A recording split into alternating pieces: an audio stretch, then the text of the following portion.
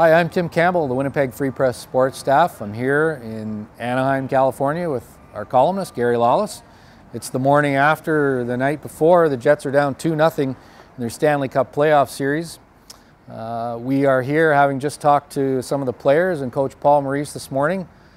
One of the things that came up this morning was officiating and the calls last night, and I think the Jets are in a bit of no man's land here. They've been professing how much better they're getting at this area, Gary.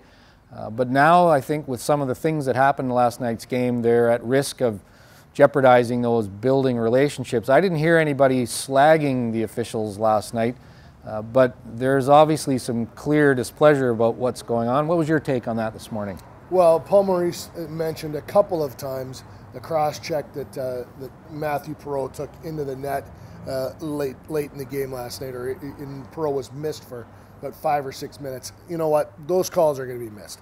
This is playoff hockey. At certain times in a game, it gets hot, and the referees do put their whistles away. Calls you cannot miss at any time. Ask Don Cherry and the Boston Bruins about this.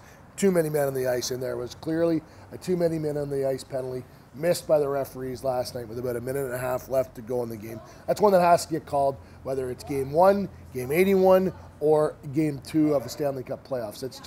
It's part of the game. You can't have 6 players on the ice. So that's a missed call, and then Maurice quickly said, after he asserted that was a missed call, that if, in his mind, the officiating has been even and hasn't been a determining factor in the series. So I don't think they're using it as an excuse. I think they're angry today. Paul Maurice said as much. He said, I'm not in a good mood today, and I'm going to let that hang around for a little while, and then we're going to get on a plane, and then the big thing to me, he said, we're going to try and find a way to start skating fast again, because that's the one thing the Jets haven't done enough of, particularly in the third period. There's a stat out there right now that the Jets have led in this series for 47 minutes.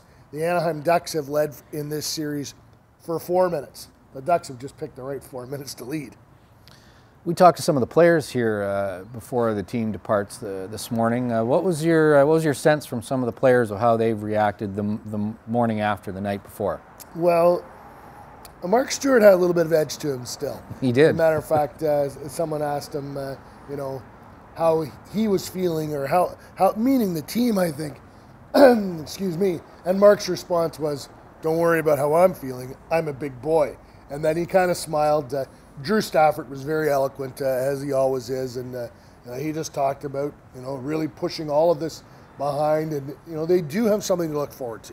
They are going home to a crowd that is going to be something that is probably unseen in hockey in a long time. They're going to play in front of a Winnipeg whiteout playoff crowd. There hasn't been one of those crowds since 1996. There's a real pent-up energy in Winnipeg.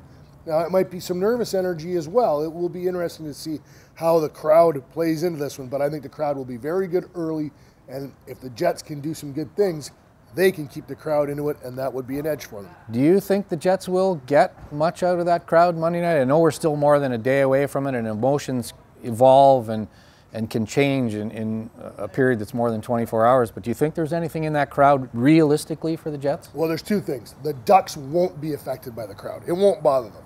But will it buoy the Jets? Will it buoy the Jets, give them a little bit of wind under their sails? I think definitely. Will it last for 60 minutes, which is the Jets' big problem right now?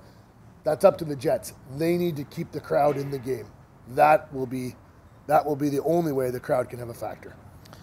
That's it from Anaheim today. We'll talk to you real soon. You can find all our coverage in the Winnipeg Free Press and on winnipegfreepress.com.